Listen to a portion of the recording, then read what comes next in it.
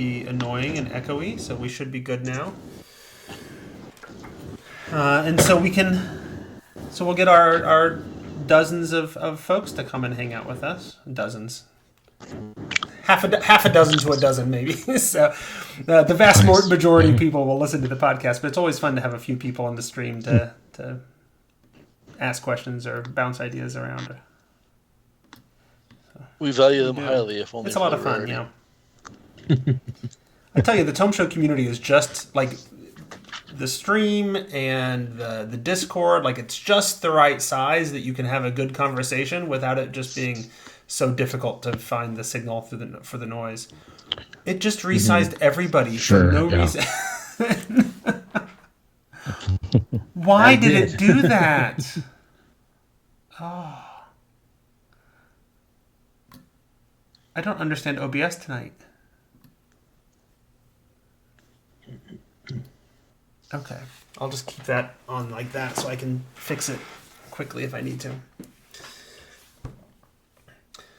So I don't know who knows who. I know Tracy and Brandis and I all know each other. And Jim, this is your first time on, so I don't know if you've happened to have met Brandis or Tracy or Robert in any other venues. Robert and I have met before GameWorldCon a few years ago, but that's it. All right. And Robert, I don't know if you've met Brandis. I've never met Brandis. Nope, just read a lot of great articles. Yeah, I was going to say, I mostly know y'all from like your online presence, like people at the Tome Show or blogs or things like that. Yeah. Oh. Well, it's good to meet everybody. Right, I recognize Robert's name from the interwebs, and kind of as far as that goes. Oh, I remember the early podcasting, the golden age of podcasting, and you'd go to Gen Con and everybody would have to have their Twitter handle on their name tag as well so that we could figure out who everybody was. Mm-hmm. So, all right. Well, let me go ahead and hop over here and hit record on the audio, and we can get going as soon as I am smart enough to find my script. There it is. All right. All right, so we will do our, Tracy and I will do our intro. We'll bring everything in. We'll introduce everybody. You can say hi. We'll do a quick ad for one of our rare sponsors. And then we'll jump right into it. Sound good? Sounds great. Sounds good. Yep. All right. This episode of the Tome Show is brought to you by Galder's Gazetteer, a collection of advanced rules that raises money for cancer research. Find links in the show notes. And listeners like you, thanks you for being patrons at patreon.com/thetomeshow. Welcome to the Tome, a D&D news, reviews, and interviews show, and I'm your Tome host, Jeff Greiner. And I'm Tracy Hurley, and in this episode, number 351, we're going to go out into the blasted wastes to scavenge for supplies and try to survive as we look at playing D&D in post-apocalyptic settings. And joining us in this episode is the Tome Show historian, writer for Tribality, Harbinger of Doom, and I now have to say also Wizards of the Coast. Welcome back, Brandis Stoddard. Hi, thanks. I'm happy to be here tonight. Also doing some podcasting over at Misdirected Mark, including a Dark Sun show.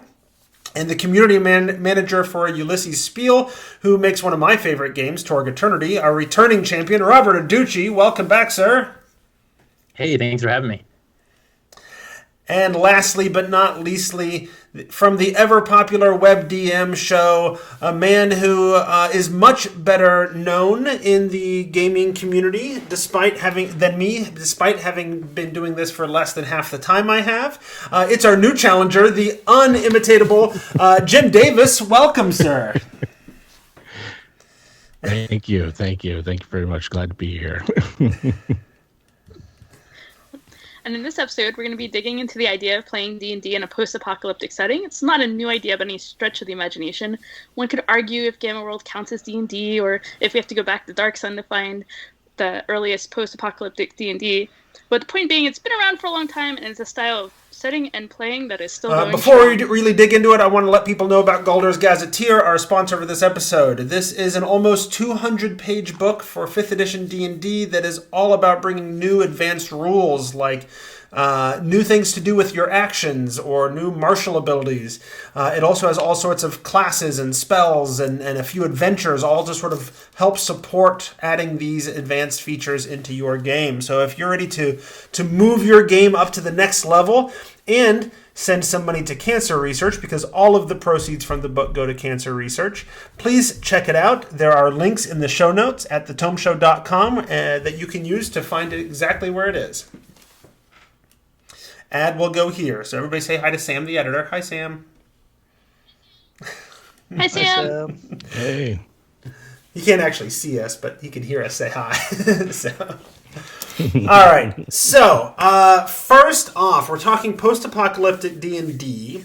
And I thought it might be useful as an opening question to ask everybody sort of what is everybody's experiences, personal experiences with post-apocalyptic D&D. What have we played? What have we run? What have we worked on? That's all sort of in that vein. Is there somebody who's really eager to go first?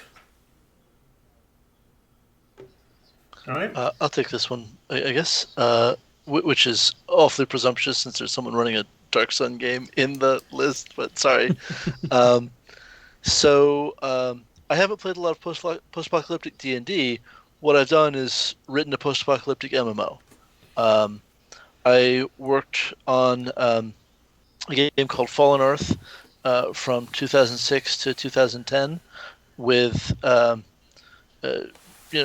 Show regular Jeremiah McCoy, along with a bunch of other folks. It was while working at Icarus Studios for Fallen Earth that I met my wife, Rabbit Stoddard, and so on. It was a big part of my life. I was the sort of point man on designing the crafting system, along with some other systems. Wrote quests and dialogue and edited and a bunch of other stuff. Nice. So that is the core of my experience with Post-Apoc. Great. Is there a volunteer to go next? Yeah, so go ahead, Robert. Yeah, I'll go. So I run tons of Dark Sun. I've run Dark Sun since like 1981, pretty much. And it's funny because like while Dark Sun is definitely a lot of things are in the vein of post-apocalyptic, it's also sort of like way past the post-apocalypse. Like we're way post, but it still has a lot of that same feeling. So I've run tons of that. Scavenger is a game that is not an official setting, but it's one that I helped write a little bit of. And that's sort of like mid-apocalypse, like the apocalypse is happening and all this weird stuff is going on with it. And so that is definitely in the vein because there's, it's got a lot of the same features, same stuff. And then I guess I've played some Gamma World, which in 4th edition was, kind of D&D-ish. Right. So that I think it's in the vein there, yeah. But I just I love post-apocalypse in general, so not just D&D, but kind of tons of settings or tons of systems that have post-apocalypse. Fantastic. Yeah. I've just been a fan of, excuse me, I've just been a fan of the genre since almost before I was really into role-playing games. There's something about the duality of like this is a place where something's familiar. It's filled with like familiar artifacts and there's like a I don't know, almost a comfort to some of the materiality of a post-apocalyptic story. It's like this is the ruins of another civilization, maybe your own, but it's like also in such a very different context where it's like the everyday places that you might recognize become dangerous. And like when I was translating that to fantasy, it's like, all right, well, there's all these tropes and things that I like about fantasy that if I throw it in a post-apocalypse, then it hits that same button for me. So like apocalypses have always been a part of my D&D experience because of that, just because I find it fertile ground for adventure. Nice. Tracy, did you want to talk or shall I? I can go. I did a little of the Gamma World and Dark Sun with 4th edition, and then playing some Apocalypse World and similar games outside of the D&D genre as well. But that's about it. Okay. Nice. So I've run a very little bit of Dark Sun. I've played in a short Dark Sun campaign as well. I'm running Gamma World actually right now for my kids. The I think it's 7th edition Gamma World. I always like to call it 4th edition because it's so tied to the 4th edition rules of D&D. But it's 7th edition of Gamma World right now. And so that's very much post-apocalyptic D&D. I also ran a full 1 to 20 D&D, 5th edition D&D campaign before I had moved away from North Carolina. That was, I always described it as post-apocalyptic fantasy Earth. And I think that is going to be a good way to bring us into my next question, which is what do we consider post-apocalyptic? What is this genre that we're talking about, right? And what are the features that what are the essential key things there? Because like I was thinking about it myself, and I'm like, well, one of the things I think that sort of defines a lot of post-apocalyptic story is the scarcity of resources. Like it's a scramble to survive to get the resources you need and what have you. And then I think back to what I always called my post-apocalyptic fantasy. It was post-apocalyptic fantasy Earth D&D campaign. And there wasn't a scarcity of resources. So do you have to have a scarcity of resources to be post-apocalyptic? What do you think?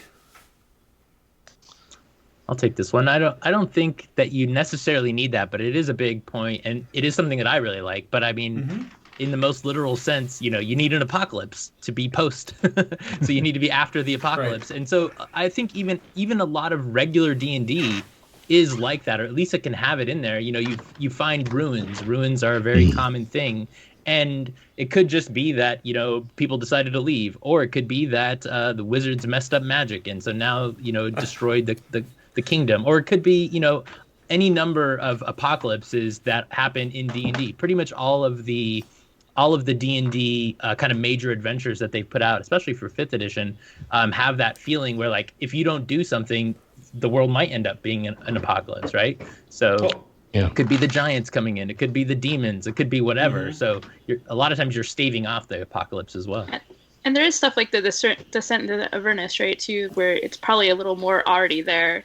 At least the Mad Max setting with the vehicles. Well, and that's interesting because Descent into Avernus is a post-apocalyptic. It's very much, it hits the tropes of a post-apocalyptic setting, but it's not really post-apocalyptic. That's just hell, right? That's just the way it is, right? Yeah. So it's interesting because like post-apocalyptic, I think it can be defined with very specific key features. And yet, that doesn't necessarily mean it has to, one of those key features has to be it's after an apocalypse. I mean, but based on your description, Robert, like the Forgotten Realms is a post-apocalyptic setting, right? The Netherese had flying cities. They messed with magic too much. They fell to the ground. Apocalypse, right? The world as we know it has changed. But I don't know that people would identify the Forgotten Realms as a post-apocalyptic setting. That doesn't fit really the genre. If you ran it in the 200-somethings DR, then sure, absolutely, it's post-apocalyptic. Right. In those years immediately after. Time is a big factor there. Yeah. Okay. And Dragonlance is really noted for its cataclysm. That's a major thing. The cataclysm is even a central part of the novels. Once you get into the Legends series, I think it is. So most settings have some kind of major catastrophic event in the past. I suggest that it's probably built on like fantasy and medieval fiction, thinking back to the fall of Rome. Yeah, I think that's a big influence too. Like it's post-apocalypse in that, like I don't see Forgotten Realms as post-apocalyptic, despite the fact that there are multiple civilizational collapses, right? But if I was running a game during one of those, like during the fall of the Netherese Empire or like the century afterwards, I would certainly call that post-apocalyptic. But like after the world and the setting have had time to move on and other civilizations have arrived, like then you're just dealing with the world that has a history and the like. But to me, like the features of post-apocalyptic genre are not just scarcity of resources, but like the ever-present just presence of the ruins of the prior civilization. Like you can't get away from them. A sense that like we had something before, either we were a part of that civilization or like our immediate ancestors were, and we've lost something. And to me, there's like kind of a sorrow and a sadness in a lot of post-apocalypse that I really enjoy. Right. And so like that's really kind of the sweet spot for me. Well, what's funny is that like within its stated like concept, Forgotten Realms is supposed to be that. The realms that are forgotten aren't really forgotten. The ruins are supposed to be everywhere. It's just that actually delivering on its core concept like falls by the wayside a lot, right? Like they have this idea of realm-shaking events that don't really shake anything over. Things are mostly the same afterward. Sure. Right? It's post-apoc that hasn't quite gotten how big you have to go for something to be an apocalypse. They mostly just transition us to new editions, which means every time there's a new edition of D&D, then an apocalypse happens, right? Yeah, accurate. Yeah. Yeah. I think it's the difference between like a published setting and your home campaign, because I fell into post-apocalyptic D&D when I had a campaign that ended in a TPK right when the heroes were about to defeat the big bad, and is just one of those, the dice went against them. We look around and go like, wow, that's 2/3 of the party gone. The other ran away or surrendered. Like, I guess the bad guys win. And then the next campaign was like 100 years later, dealing with the events of that. And like the sun's been blotted out, and, the planet's of icy, hellscape kind of thing. And like, home game, you can utterly wreck your setting. Sure. Like, you can call down all manner of apocalypses on it. And I find that fun to build up something and then just completely tear it down. So I run the Forgotten Realms the same way. Every time I do, we take those realm shattering events seriously. Right. Don't let anyone tell you can't destroy the realms. Absolutely not. We put Elminster's ashes in a bag. Isn't there bag? He's lucky. A potentially interesting concept there in terms of like somebody else's post-apocalypse will eventually just be life for that? And I think one of the problems is that so many times we're involved that events have been far enough in the background that unless you're like an elf or someone else, you won't remember what the before times were like. These are just the times. Yeah. Well, I like that. I think that's a big part. Post-apocalypse, but everybody else has moved on. Well, but that's a big part also of post-apocalypse of people not knowing the history, like not knowing what came before because of the apocalypse, because so much information was lost.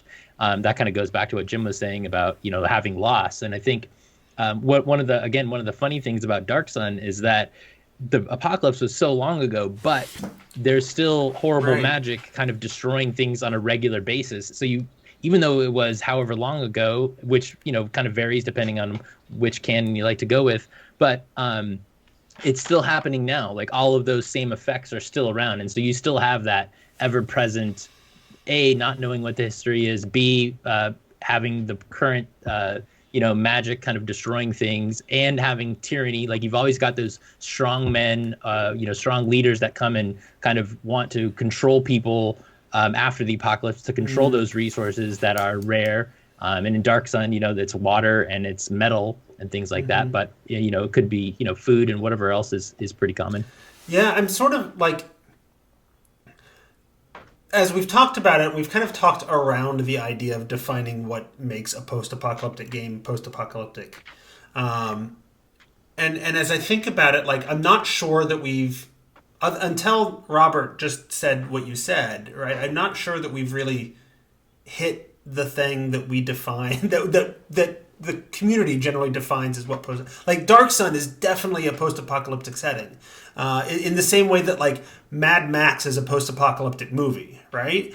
Like we know it, we know that's the genre, right? And yet, if we're I think it does maybe need to, at least as a genre, I think it needs to have things like the tyrannical rulers that rule by might, the scarcity of resources that they're controlling that allows them to sort of have that kind of power over people, as well as the sort of forgotten past and the artifacts of the time and all that kind of stuff, right? Because you could argue the people of Dark Sun, the people in Thunderdome, right, that they don't think of necessarily their world as being post-apocalyptic, right? That's just how life is, right? They've also moved on, and yet it's not it's clearly and distinctly different than the realms, where people have also moved on, and there are still artifacts of the past around. But I think it's that scarcity of resources and the tyranny of its rulers that sort of rule by might in my mind as we come to it that really defines post-apocalyptic. Is that fair? I find it fair, and not just fair, but I find it like really fertile ground for D&D. And like when I think of an adventurous environment that maximizes player agency and puts players in the seat of like, your characters have the ability to make like a real impact here. There's no legitimate authority. There's no one they can appeal to, no higher power. Like if they want things to improve, then they're going to have to do that and take on the burden of that. And I find it like it has such potential for like heroism that can come at a cost. And like that you're not guaranteed that this is going to succeed because of the scarcity of resources, because there's no like legitimate authority. It's just, the PCs and whoever they can, ally with and what they can do. That like, for me personally, as both a player and a DM, like those stories that come out of that gameplay are powerful to me. And like some of my most emotionally satisfying D&D has come from post-apocalyptic gaming. Brandis, you look like you have thoughts in your head that you want to share. Oh, I was thinking about how, like you were talking about, what memory of the past means, and Mad Max, the characters are actually very focused on passing down stories from the before time, and like in Fury Road, even passing down the ideas of geography is a really important part of their connection to the past. They're wrong. Sure. It's important to the story that they're wrong, but it's a huge part of that setting to remember the past and to tell those stories. And it also is very much the case in Beyond Thunderdome. They run into the kids, right? Who are passing down these stories.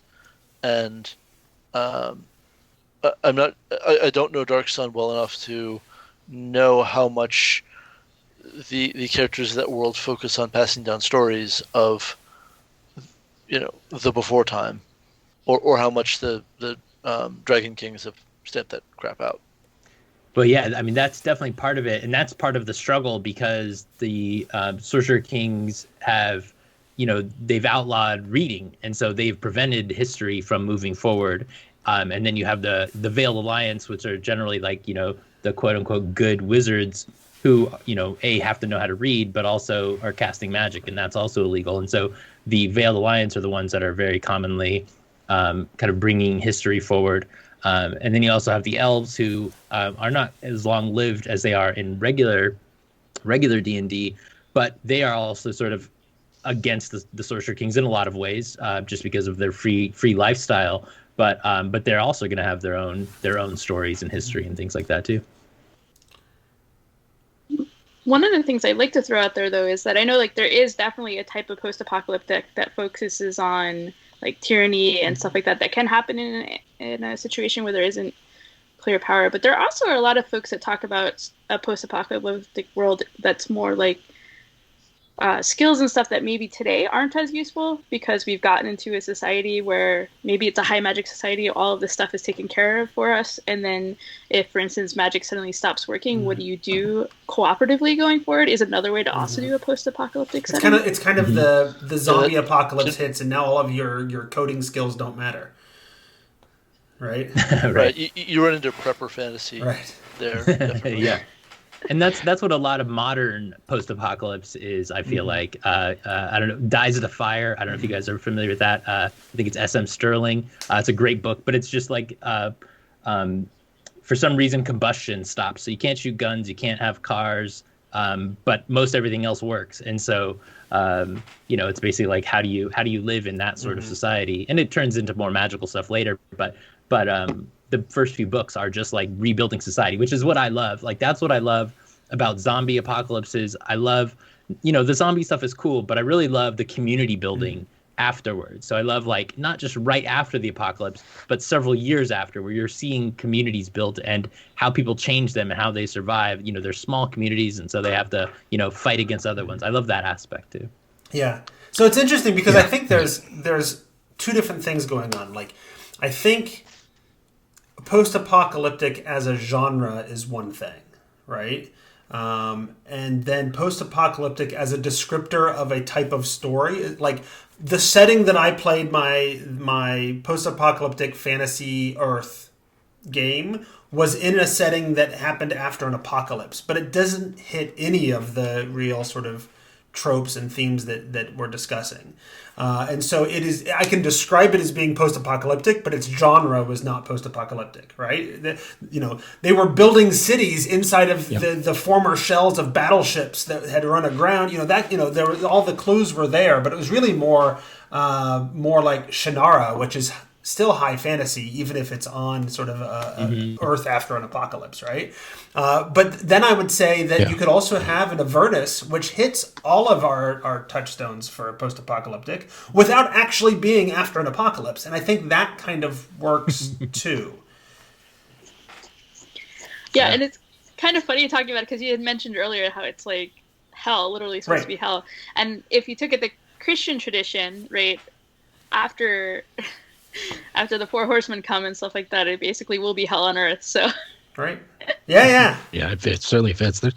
I think we're like hitting on that there's like an aesthetic of the post-apocalypse, like a wasteland aesthetic, like a cobbled together sort of aesthetic that I think that Avernus was looking to capture there. And then there's like the substance of post-apocalypse, which is like grappling with the loss of the past and rebuilding in the wake of collapse. And like the fact that we can separate those two out, and you can have a game that has the trappings of post-apocalypse, but you're like, I just don't want to have to worry about rations. Right. That's not the kind of game I'm in for right now. And you can still get that, and then you can go over here and go like, well, I'm into like resource scarcity and rebuilding, but I'm maybe not so much the Mad Max aesthetic, and I'd like something different. I really like that about the two elements. So I think that pretty much, I think we've basically also covered a little bit of my next question, which was about the variety that you can get to within a post-apocalyptic setting, and I think we've discussed that pretty well at this point. So I'd kind of like to move into D&D as a post-apocalyptic game. As has been brought up, like there are games built around the idea of telling stories in post-apocalyptic settings. D&D is not one of those. So how well does D&D do post-apocalyptic? And sort of in what ways does it do post-apocalyptic well, do we think? So talking about Dark Sun, I don't, I've never felt that it does like the scarcity very well. And fifth edition specifically, like you have to make it work to make it work well. One of the things that I love about post-apocalyptic stories and going into the scarcity is you're in a fight and all of a sudden, whether it's the movie Mad Max or whatever, but you get during the fight you get your water broken and all of a sudden you don't have water. Like there's no mechanics in D&D to do that, and so a lot of times I'll just say like, well, there's no, somebody got a critical hit on you. They don't do any extra damage, but they damage your water or your food or whatever. And so like just making those sorts of things to kind of add those feelings are important because D&D doesn't do everything. And so, and it's made to add stuff on. Like people, a lot of times I feel like think that if you just play D&D, it's supposed to be played straight. But it's like, I think it's made to add all these extra things to make it feel like the game that you want it to be. Amen. Yeah. It's a toolkit to kind of create your own games. And I agree. I think it can do post-apocalypse, but not like straight out of the box. And resource scarcity is part of that. Like what I especially like about the example you were giving, Robert, is like how that becomes emergent. Like, we didn't know at the beginning of this fight that we were going to come out of this with the loss of water, and, we knew going in, we'd probably lose some hit points, but like we're now having to deal with something unexpected. To me, that's a real driver of play. But I agree. I think D&D is robust enough that you can shape it into something that it doesn't that's not factory standard. and especially fifth edition could take a lot of twisting and changing and still play just fine. And I think if you lean, I really like that idea of. Sorry, I just really like the idea of something other than additional hit point loss on a critical hit. That very sort of GM takes a hard move from the in the apocalypse world sense. I think that's a really strong choice. And I think if you're running a post-apocalyptic D&D game, I think you'd be smart to make sure you've reviewed sort of the environmental hazard section of the DMG, right? What happens when you're in extreme heat or extreme cold or whatever, and also make sure you're very familiar with the exhaustion rules because you're going to end up leaning on that a lot in a way that's interesting because Descent into Avernus, I don't recall actually discussing that in the book, but they could have added a lot more of the post-apocalyptic feeling if they had, I think. Well, a lot of the resource management centers around soul coins, right? Which is very much the guzzling of Avernus. Right. But mostly they wanted you to be able to run around on giant war machines with blades coming off of them and fighting other warlords. And if the stories I hear are any measure, feeling really bad about it because you're torturing someone's soul for it. I can talk about the changes I made in Descent into Avernus to address that, but that's not the point of this episode. And then another part of the lack of resources and the lack of knowledge is also the idea that in a lot of you can get huge battles and stuff in a lot of these like movies like Mad Max and stuff, but a lot of times you want to try to avoid fights because you can't necessarily heal from them afterwards, which is where it starts maybe sometimes stretching with D&D a little bit because the systems for bringing up those other parts into play aren't quite as robust. Like you can get into exhaustion, and I guess you could say like if you don't have a way to carrying water anymore, you have to figure out how much water you're carrying, which a lot of people don't want to do. Well, but trying to figure out. I was say even just the abundance of healing in D&D is an issue for a post-apocalyptic setting, which I think is why original second edition Dark Sun just said, well, that works out because there's no clerics; they just don't exist, so you can't heal. Right, and I know each party could always be, the one cleric in the entire world could be in that party because that's what parties are about. But that would mean that you couldn't find necessarily someone else to do those types of spells if your cleric happens to either be too low a level or dead. Yeah, in Dark Sun, you have your elemental clerics, and so in the various groups and discords and things like that, there's always a question, like someone who's relatively new to Dark Sun will say, like, my player is a water cleric, and so therefore they can create water, and they pretty much neuter the whole idea of having a lack of water because they can create water every day. And it's like, okay, well, they're specifically making that choice to be that character, like you were just saying, Tracy. Like you might have the one water cleric that's adventuring, and so yes, it does sort of minimize that, but they're choosing that's what they want that story to be. So instead of trying to punish them or trying to make them lose water, really lean into it. Is that what I would say? And like, oh, you're the only water cleric around? Well, guess what? These warlords, they want you working for them, whether you want to or not. So all of a sudden, there's a conflict. And it's also a signal from the players that like, the scarcity of resources like water is not the kind of game I'm interested in playing because I specifically built a character to work around that, Exactly. Yep. Yeah, and you might want to ask the players too, like what type of game they want, because maybe they do want the game where they fight against the warlord being like lording over them and stuff like that, or maybe they really want to be able to help rebuild a civilization back up from the apocalypse and join together and be more that cooperative. As when I first asked this question about how well D&D does post-apocalypse, one of the first thoughts I had was that 5th edition arguably does it pretty well because characters aren't as dependent on resources, magic items or whatever, in order to be effective and what have you. And then it occurred to me, but isn't that the point? Like, isn't that why in arguably like a second edition or a third edition does Dark Sun better?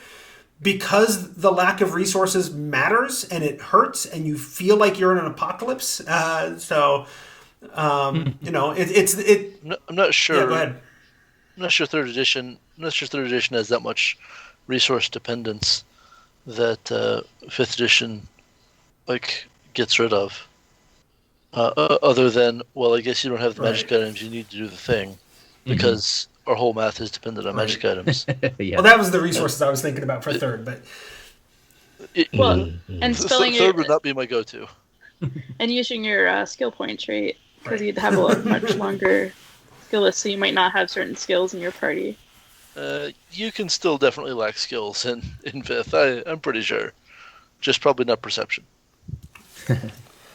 And, with resources, one of the things I do to make it feel a little bit more resource intensive is I use the kind of alternate rules for long rest or short rest. So, if you take a short rest, you get your class resources back and stuff, but you don't heal unless you spend your hit dice, of course. And if you take a long rest, also, I do the same thing. You don't heal automatically. You still have to spend your hit dice. So your people, they're almost never full on hit dice, because they're using them all the time. This is where, as much as they had support and it was popular and whatever for Dark Sun as a post-apocalyptic setting in fourth edition as a setting, I felt like, or I feel now, thinking back on it, doesn't really support the post-apocalyptic genre very well with the hit dice and playing Gamer World again recently and being reminded of rules like regaining hit points out with short rests and that kind of stuff, and then the healing surges and all that kind of stuff. There's not the scarcity of resources, the lack of healing, the grittiness and the deadliness of the setting just doesn't hit as hard in that system. But maybe you could do it better in fifth edition. Although, again, you're not super resource dependent, and there's some healing at least available to you, even if you don't have the cleric in the party. Shifting over to the extended long rest rules, the longer short and long rest rules in the DMG could cover a mighty lot of that, because making it so that the players can't sit still for a whole week, that is not that hard. Are you saying that there are useful ideas and useful rules in the DMG that nobody's ever read? I nearly insisted. Yes. You should do an Edition Wars series, chapter by chapter, going through the DMG. Should I? How many episodes of that have you recorded now? I'm taking notes. Yeah, here. okay. He'll double your pay rate. Oh, good. Yeah. So I know you. Scarier than nothing. Yeah. So you released 2 episodes, but how many of those have you recorded now? We've released 2. We recorded chapter 5 this week. So there's more with the more Jesse deep dive DMG goodness coming. Sure and absolutely there is. It's amazing that you think about, okay, I want to do this genre or that genre of D&D or whatever. There's a lot of support that already exists.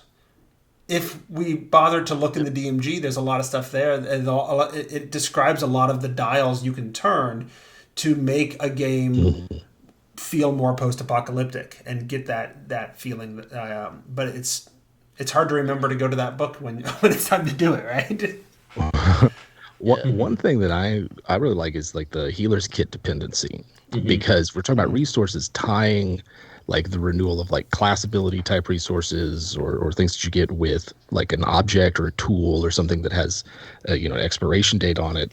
To me, reinforces that we can't spend hit die without using charges from our healer's kit. Well, how are we going to get that heat charged back up? Well, we're going to have to go back out there and find some more bandages and some more creams, or I don't know what else in the healer's kit, depending on what genre you're in. But they've got to use a finite physical resource as opposed to just relying on sleeping and then getting their metagame resources back, their per rest abilities, things like that. So I could take that a step further and say well, maybe you need food and adequate water in order to be able to spin hit dice, or to even like gain the benefit of a rest. Like, did you not get enough to eat and drink in this hot wasteland? Like, right, and that's not even a dial.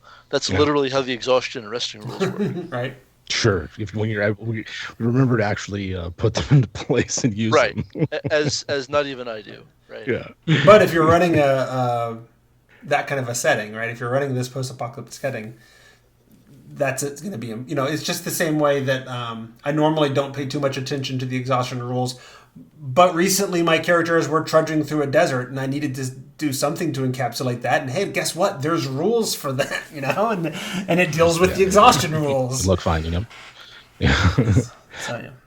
I think, like, for me, as I run more post-apocalyptic games in D&D and especially 5th edition, what I found is like there's so many ways in which there are options in the game that let you skip past the most interesting parts of play, and like rewinding things and going like, well, I kind of, that moment where we run out of something in the middle of nowhere and we now have a choice to make of, do we divert course to go renew this resource, or do we continue on our way? Like, that's a meaningful decision. That's going to determine what happens next in the campaign and sort of challenges that are present. But if you're not tracking how much your characters are consuming, then you're missing that opportunity for a different kind of emergent story to come out of the game. And so I usually look at rules that are going to skip past that and see how we can make them like interesting or interactive, instead of like, we don't need to worry about Yeah, that's this. interesting because I don't tell fighters they're never going to get in a fight because they made a fighter. I want to zoom in on those. I was thinking about this actual topic recently as well, that in many ways the post-apocalyptic genre requires you to sort of lean into the parts of D&D that we oftentimes don't find to be fun and to hand wave. Like, how much water do you have? How much food do you have? Should we track our ammunition? I'm running out of arrows. Is that a big deal? Yeah, probably, because there's no wood. How do you get more arrows? All of those things that normally, like, that is not the fun part of a game for me. Keeping track of how many arrows you have. It just doesn't matter, and it's not fun. But it kind of matters for the kind of story you're telling here, right? I was recently watching the WebDM episode about your new Kickstarter, which is a post-apocalyptic sort of book that you're producing, and you talked about how it has, it leans into this idea of the environment and the dangers of travel and all that kind of stuff. It's like, yeah, but like, I like to skip all of that stuff. Traveling from place to place isn't the fun part of D&D. But if you're running post-apocalyptic, I think you kind of have to lean into that, don't you? Yeah, I think so. I think you need to, like, number one, accept that there are parts of resource management that are tedious and boring, and we can fix them. Like, we can embrace a higher degree of abstraction instead of like finding the weight of every item you have and then tallying it up, right? Even if you're using a VTT or something that can help you out. But like, if you had a resource die, if you abstracted it to sort of like the way that UVG Ultraviolet Grasslands does, like, you have supplies. A supply is worth a week's worth of bandages, medicine, food, water, whatever you're going to consume in that week. You have one supply, and like, that's timed to the scales that you're traveling across the great grasslands there. But like, I find that the abstraction is something that I get pushback from players from, because they want, like, well, no, how many arrows do I have actually? Well, we have D6. At the end of a fight, you're going to roll that die.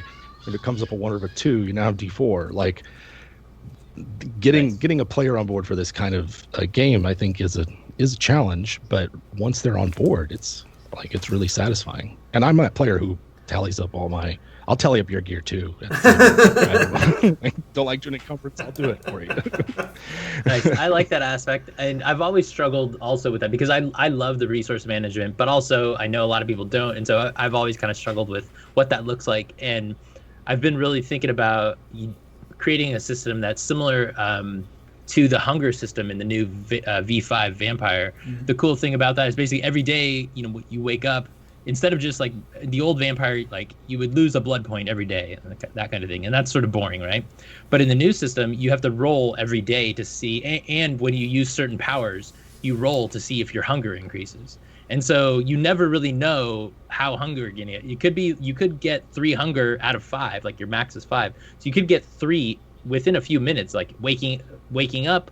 Obviously you already have one plus one. You wake up plus you use a power, and all of a sudden you have three, and you not only does that make it so that you're hungry, but also those three dice have effects in the game in other places. And so I feel like you doing something like that in D&D would help. So for example, after you have a fight, make some kind of check.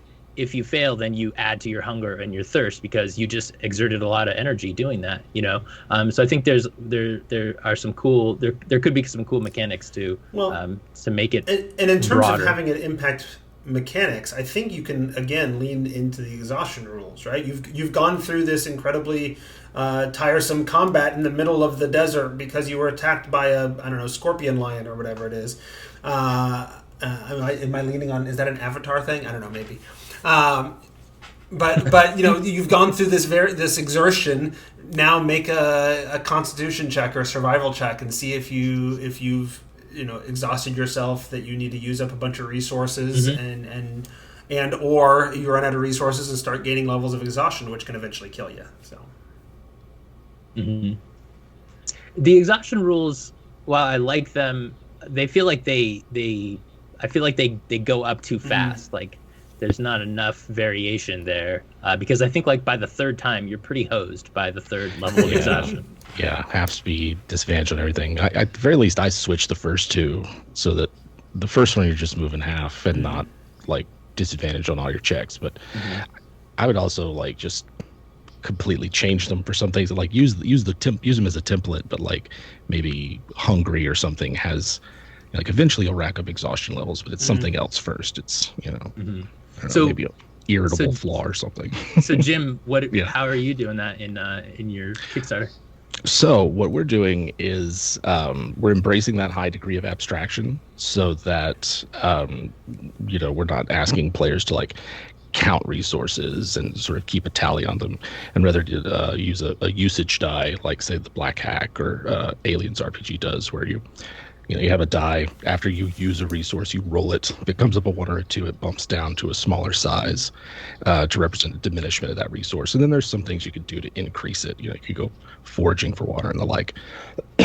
Then we're also introducing like some new conditions, and then things that like represent just sort of being miserable or deprived of the comforts of home that you might prefer, even if that home is just a dry cave somewhere or a burned out husk of something.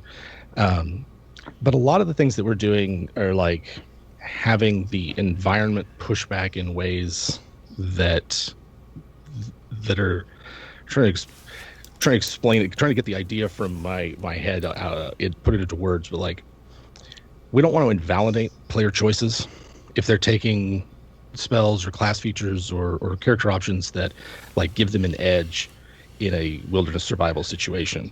We don't want to tell them like, well, no, actually you can't take that spell, or this feature is unavailable because it negates this thing.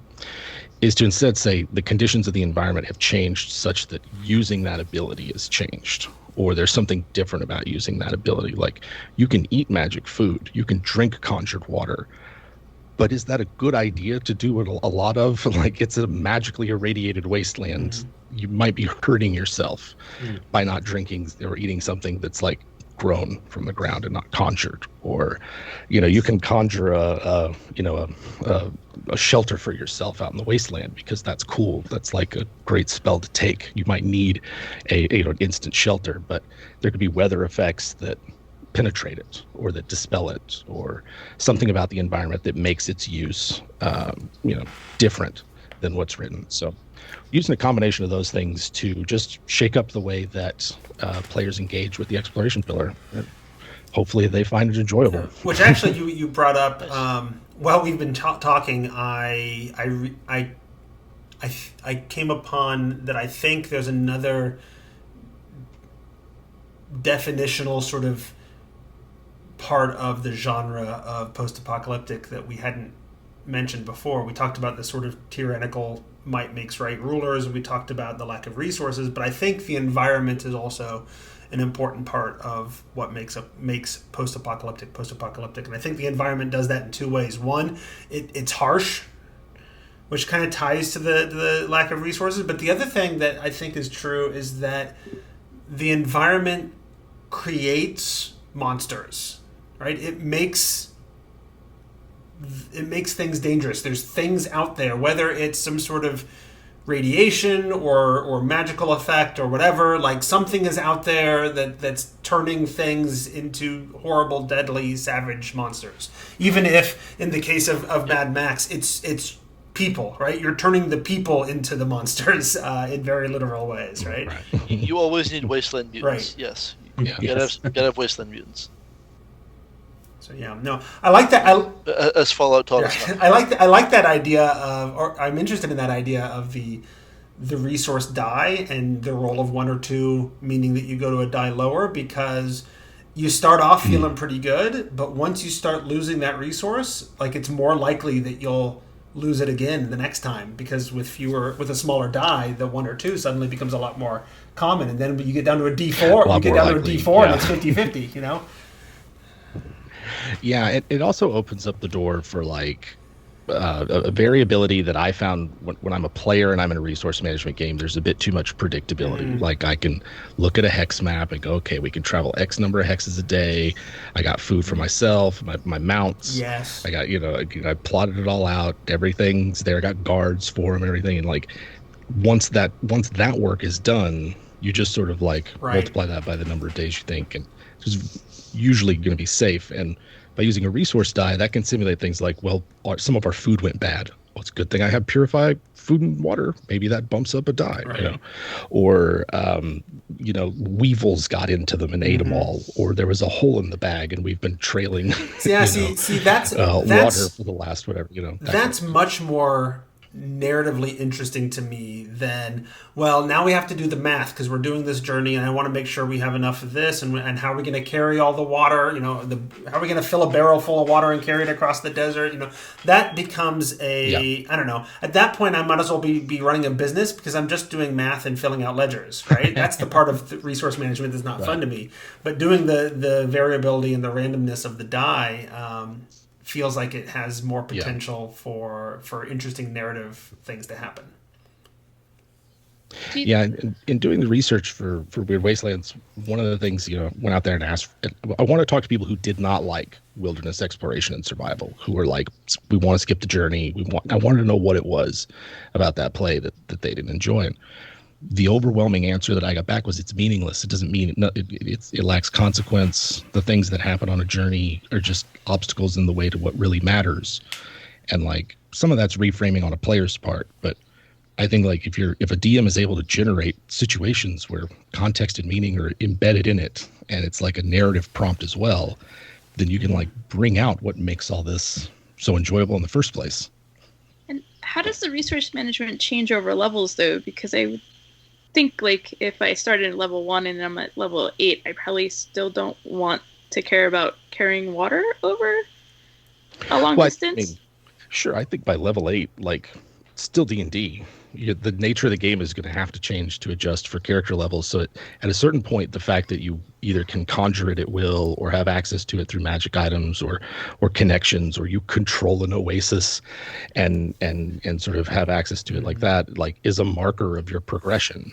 And one of the things I think as DMs is like, sometimes we envision a campaign and we're really just looking at this narrow window of it, of like, I really want this like 5 to 6 level range of campaign. And then once again, beyond that, we want to like pull it back. But to me, 8th level adventurers in a post-apocalyptic wasteland are like, they're rebuilding civilization. Like they're engaging on something grander than just day-to-day survival now. Well, at that point, the resource die becomes less of a hindrance, because like you said, like I can cast a handful of spells and increase my die type several times a day, and that pretty much takes care of it, right? Yeah, but can you feed the 20 people who are now following you, who might be looking to you for protection? Like it's kind of like that. So you up the stakes by like your personal needs are met, but like you might have other obligations that your resources are going to be stretched by. Or you might change. Sorry. I just want to say, I do think there's real value in having some parts of a game that are actively a drag, right? I'm I'm playing a lot of video games that are in the Souls-like family. These are games with parts built in that are deliberately a drag. That they are brutal and unforgiving and unfun. That is a deliberate design choice that they made in making them, and all of that difficulty does make victory matter more.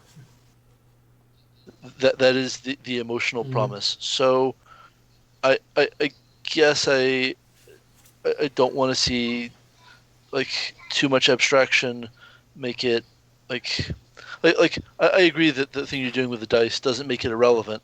It just makes it less predictable, and that can be very good. Just I feel though, Brandis, that's a little bit of a selection bias issue. How do you mean? Because if the people who don't like drag just drop out of the games, it's not going to make the end mean more to them. I mean, just like Souls-likes aren't for everybody, Post-Apoc isn't either. No, I know, but just saying that there has to be drag in order for getting it depends on the players. That's all I'm trying to say is sure. I guess I'm also thinking about all of the important setbacks that show us the stakes in post-apocalyptic in Mad Max. I'm talking about Mad Max because I can't say post-apoc today any more than Jeff can. And that's the hard part I'm having in this discussion is because I think of post-apocalyptic and I think it's awesome because we've done away with a lot of the potentially could have done away with a lot of the structures in society that keep some people in certain positions, and then we can rebuild a whole new society, and then suddenly skills that currently aren't as valued because they've been kind of moved to factories and other things could be a really interesting thing to explore. And that doesn't mean that I'm trying to yuck anyone else's yum, but it's hard. It's hard for me to end this discussion a little bit sometimes. Sure, that's fair. The other thing I see there is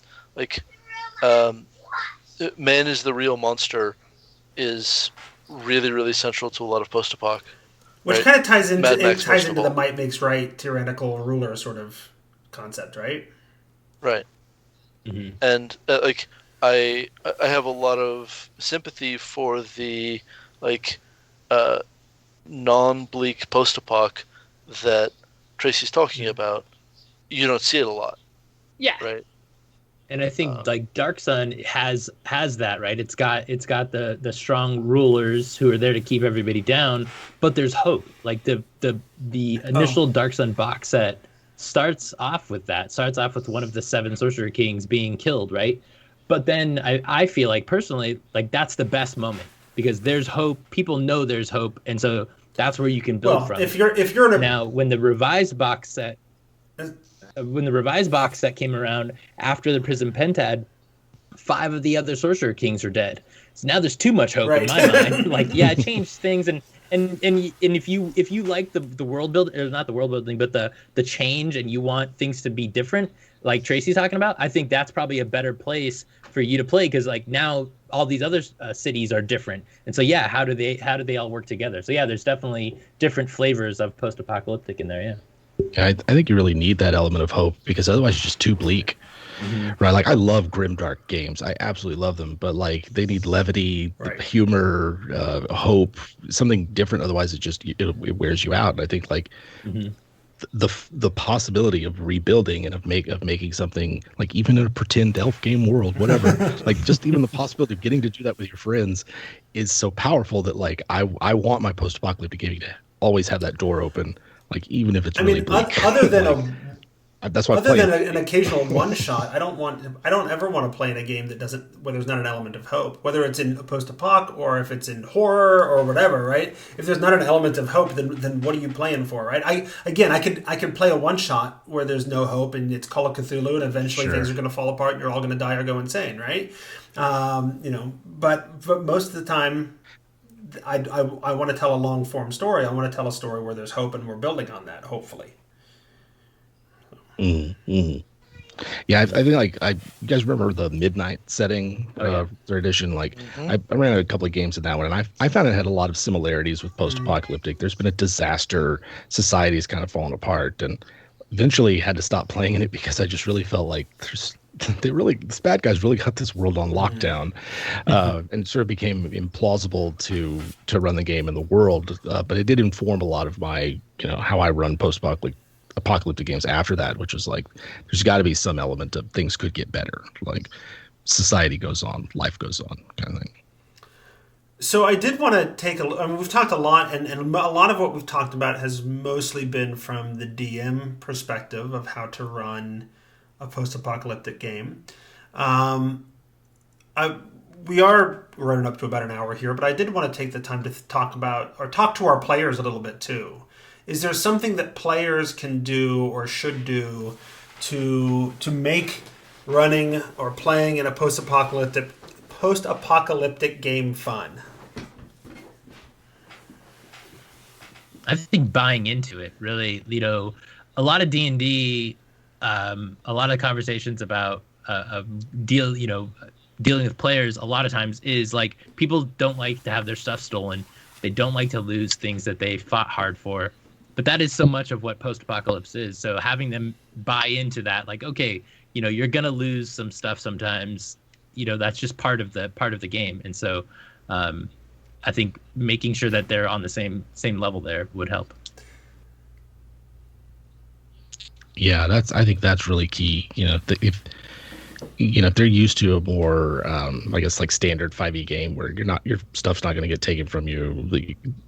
There's a spell that'll probably fix most long-term consequences that you don't want. Like, I think telling them it's like, this is something different. It's something that is a bit more challenging, and like there's a lot of reward out of overcoming that challenge, and then sitting down and really talking with them, like, all right, what is it that we can do to make this more engaging for you? Are there parts that we can kind of change? That was more from the DM side. But from a player side, just like try something different, be willing to engage with a new mode of play and accept that like the familiar outcomes and situations are going to be changed in this, and that experiencing that, even if just once to try it, is worthwhile. And I guess it kind of this kind of goes back to DM advice, but it's a DM advice in helping create that buy-in. I think is that I think it's a good idea, if this is not the genre of play that your group has used before,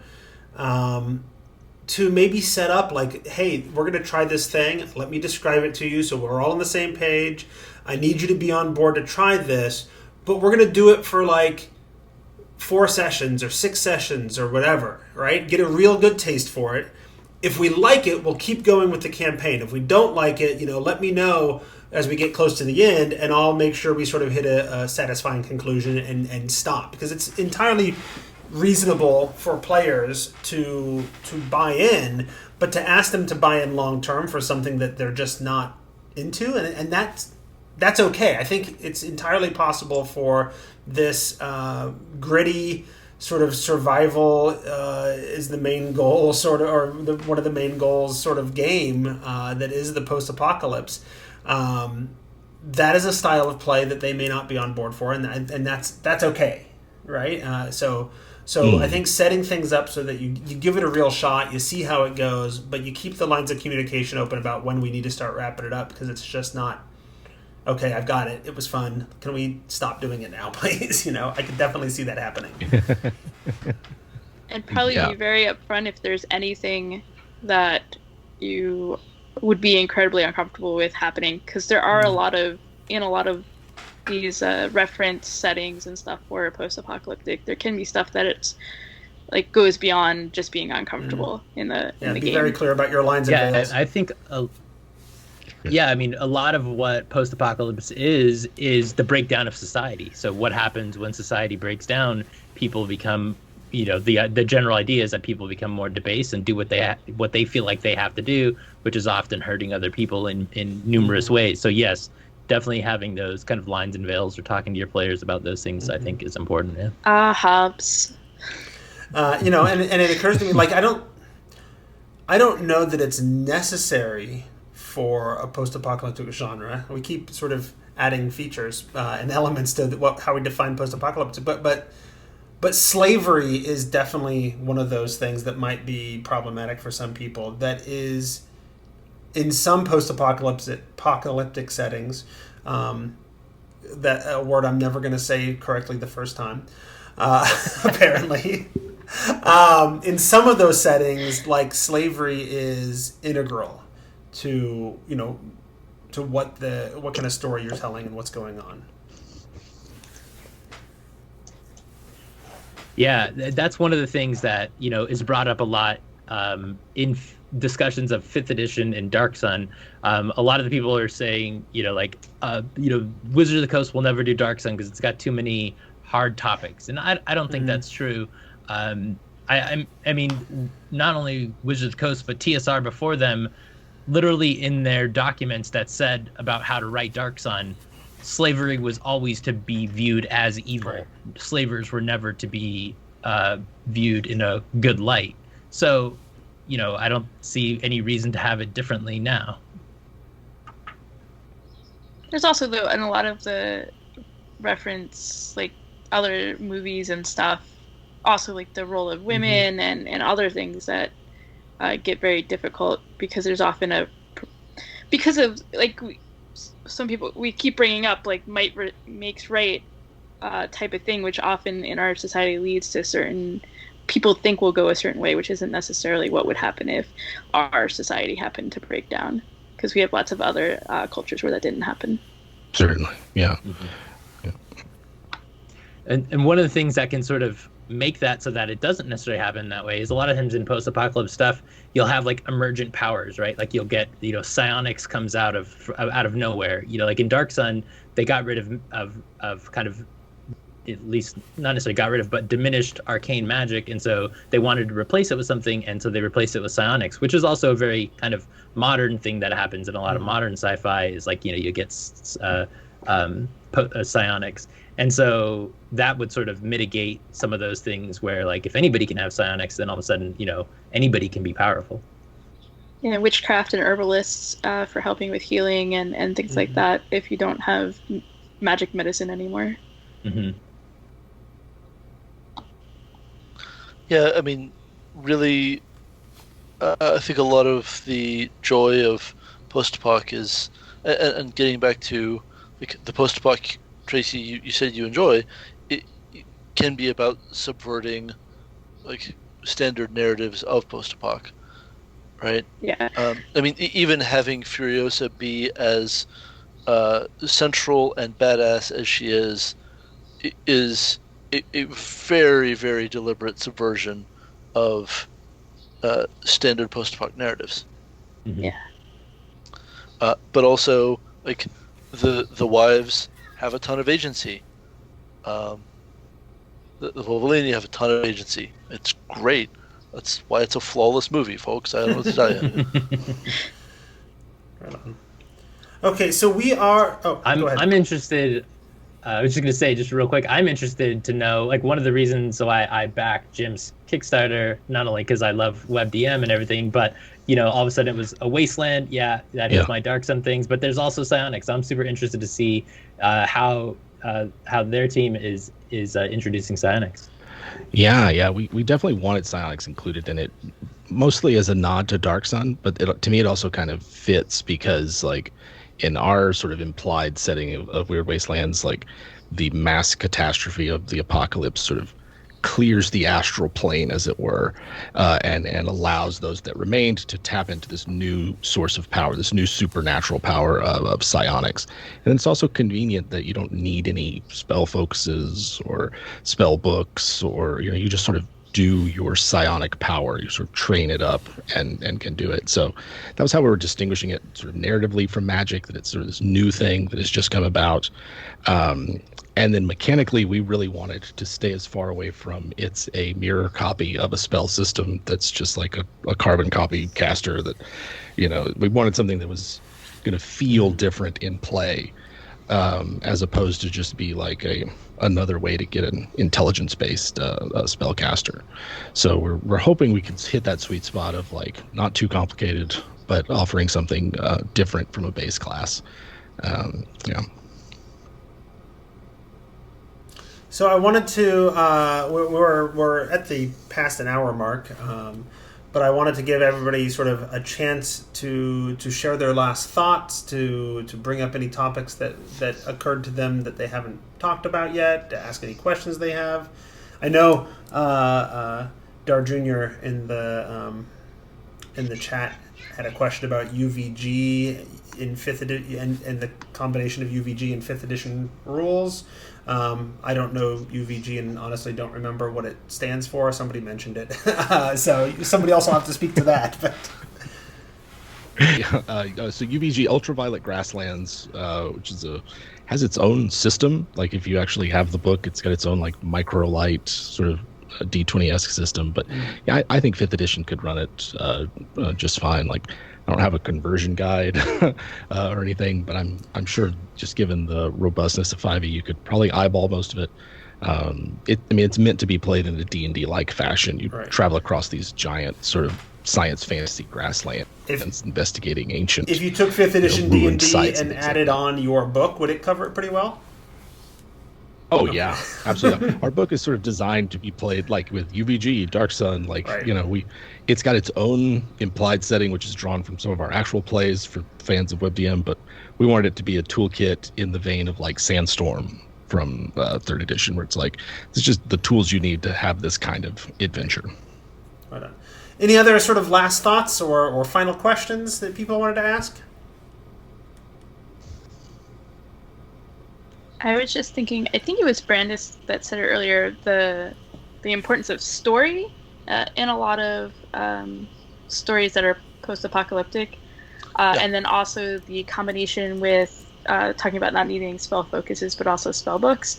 And the really cool idea that could happen in terms of having to travel to collect oral history and both from the past and the things that people are discovering now and as to how the new world their new reality actually works, because it's not like science could change in this type of thing because it depends on what really changed in the end, and I think that could be really cool for telling stories, like for the game itself.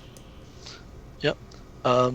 Yeah, maybe constructive to note that Apocalypse is about things being revealed, and so a lot of post-apocalyptic stories focus on seeking continuing revelation. Also, of like in Mad Max, in Fury Road, the question "Who killed the world?"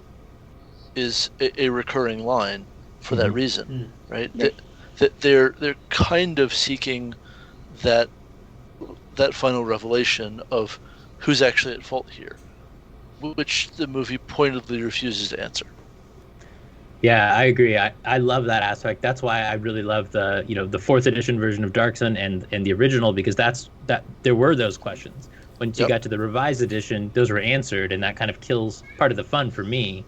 And so I love that aspect too, of like hunting history, finding out what happened, and then either dealing with what you have or actively making it better and changing things. That element of hope that we talked about as well. It's a little bit a miniature apocalypse, like the Mournland in Eberron has that same sort of like, how did that happen? What's going on? Sort of question.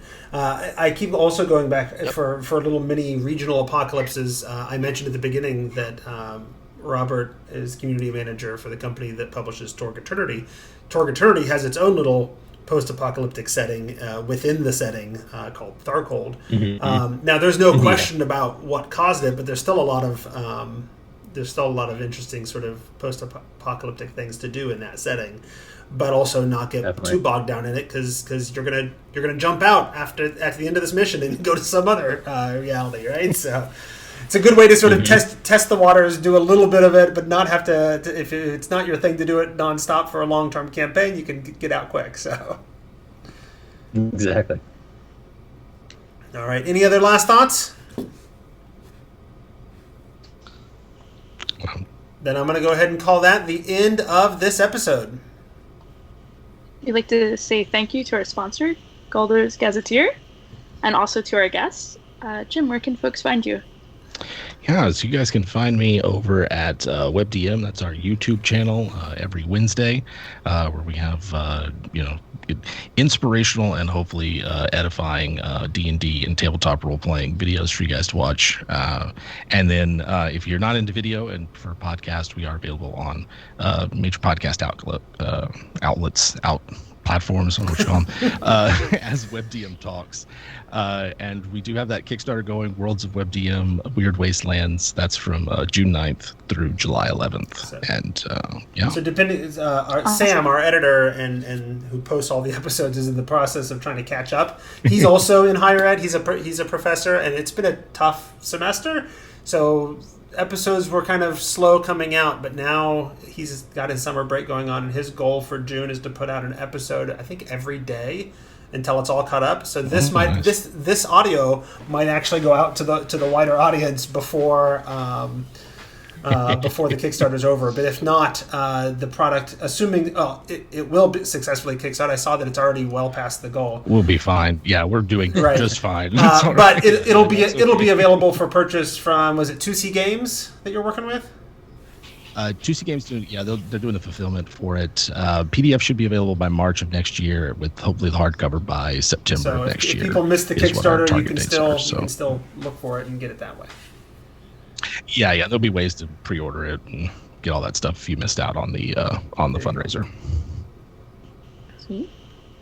And Robert, where can folks find you? Yeah, you can find me on Twitter at Radu76. That's RADDU76. Anywhere that people are talking about Dark Sun, I'm usually there. In the Facebook groups, Reddit, Discord. You can go to athos.org, which is the Burnt World of Athos website. We just put out, just today, we put out episode 19 of Bone, Stone, and Obsidian, which is a Dark Sun podcast. So check those out. Does Bone, Stone, and Obsidian have its own feed? Okay. Yeah, yep. It's got. I think at one time when you first started it did. I think it was just on the misdirected marked feed. Is that, or am I remembering wrong?